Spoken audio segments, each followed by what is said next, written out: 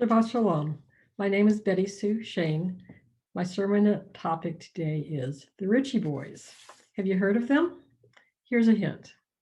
They were World War II heroes whose existence was kept secret during the war, but their history and accomplishments are no longer secret. Today I will share with you what I have learned about these brave soldiers from my research and from the experiences of one soldier in particular.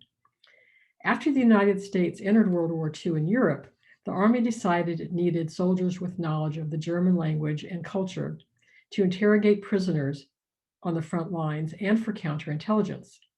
Specialized military intelligence training was developed and taught at an Army base in Maryland, Camp Ritchie, later known as Fort Ritchie. Thus the nickname Ritchie Boys for the soldiers who were stationed there. In addition to German speakers, training was added for soldiers proficient in Italian, French, Eastern European languages, and Japanese, as well as soldiers with experience in police and prison work. Starting in 1942, over 11,000 soldiers completed the very concentrated 8-week courses at Camp Ritchie. A significant number of the Ritchie boys were German-speaking Jewish immigrants. I am proud to say that my father, Gerd Grombacher, was one of these men.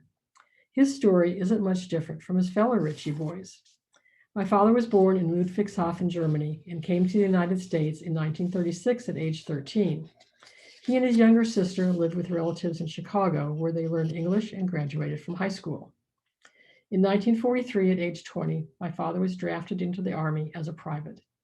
After basic training, the Army decided he was cut out to be a linguist, since he already spoke German. He was sent to the University of Indiana for a 9-month immersive language course in Turkish. Why? There was a plan to invade Europe through Turkey and the Balkans.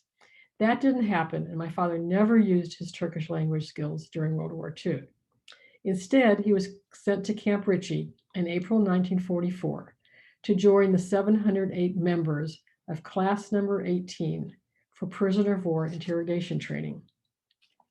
There were several specialty areas at Camp Ritchie. In addition to prisoner of war interrogation, there was also counterintelligence, psychological warfare, map reading, and aerial photo interpretation. The students worked 7 days straight, followed by 1 day off. The German-speaking students practiced interrogation on other German-speaking soldiers. There was reconstructed European village, fake German tanks, and American soldiers in enemy uniforms going out on patrol. The students observed the mock enemy soldiers and interpreted what they saw as part of training.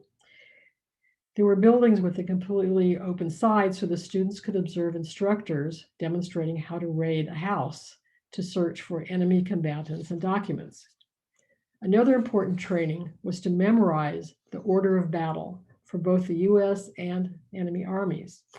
These were the units, formations, weapons, and other equipment of a military force. This was important in order to understand what was learned from prisoners and what would be of value to the commanders who would act on intelligence reports.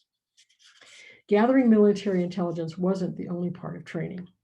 In an interview with writer Katie Slattery, my father remembered, one of the instructors taught us how to kill a man with a knife. He taught us to use a kind of stiletto and how to make it so clean it wouldn't even hurt. There must have been some time for fun, because in that same interview, my father also described sleeping in the luggage rack of a bus while returning from a night of carousing at a nearby town. That must have been during one of those 8th days off. When their training was complete, the Ritchie boys were sent to either the European or Pacific theater, depending on where their skill was needed. My father was sent to England, joining Interrogation Prisoner of War Team number 100 with the 95th Infantry Division. The division arrived in France in September 1944, taking part in what became known as the Battle of the Bulge. The Ritchie boys hit the ground running, using their training immediately. They interrogated prisoners of war and defectors to obtain information about German force levels, troop movements, and the physical and psychological state of the Germans. They also helped break German resistance by demoralizing them in both open and covert operations. Via newspaper, articles, flyers, radio broadcasts, and sound trucks, the German population and military were encouraged to cease their resistance to the Allied invasion. My father said that at night, after the sound trucks had softened up the enemy, he and his team would dress as German soldiers, go behind enemy lines, and try to convince the German soldiers to give up. He said, sometimes we were successful, and sometimes we were shot at. At one point, my father acted as a translator when he and his commander went into German territory under a white flag to try to convince a German colonel to surrender rather than continue fighting. The colonel refused, but ended up surrendering a few days later after the fall of the city of Metz. Before the war was over, my father received a battlefield commission as a second lieutenant and was awarded the Silver Star for bravery, one of over 60 Ritchie boys to receive that honor. For a short time, he was a translator for General Patton.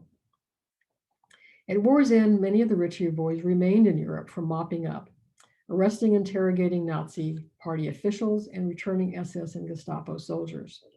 My father was involved in these activities, including interrogating high-level prisoners who would be the defendants at the Nuremberg trials. My father shipped home to Chicago in December 1945. He returned to his old job in a furniture factory, but stayed in the Army Reserves. When he was recalled to active duty for the Korean War in 1950, he decided to stay in the Army, becoming one of the few Ritchie boys to make the military a career. He served in Vietnam and later was responsible for the Safeguard Communications Agency and the U.S. Army Communications Command. He rose to the rank of Major General, that's 2 stars, before retiring in 1982 after 39 years of service. In his oral history after his retirement, my father said, "The 8-week course at Fort Ritchie was the finest Army training that I have ever received in all of the schooling that I've had in this Army and all of the schooling I have been involved in as an instructor. There has never been a finer, more concentrated, more realistic training that paid off as it did. When I went into the field, I knew what I was doing. I didn't need any additional on-the-job training." General Patton's senior intelligence officer said that the advance warning of the German Bulge offensive was made possible by information gathered by their military intelligence units. A post-war report by the U.S. Army found that nearly 60% of the credible intelligence gathered in Europe came from the Ritchie boys. Most Ritchie boys were just ordinary men. After World War II, they worked in education, retail, manufacturing, farming, whatever they were doing or planned to do before the war. There were, however, a few well-known Ritchie boys. Among them, the author J.D. Salinger, who wrote Catcher in the Rye; William Warfield, concert singer and actor, one of the few African-American Ritchie boys. Warfield was sent to the camp because of his strong German skills, which he perfected while studying opera.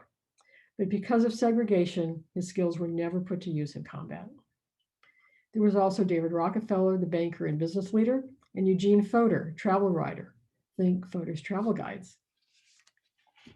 After World War II, Camp Ritchie became known as Fort Ritchie. It was used as a military communications center until the post was closed in 1998.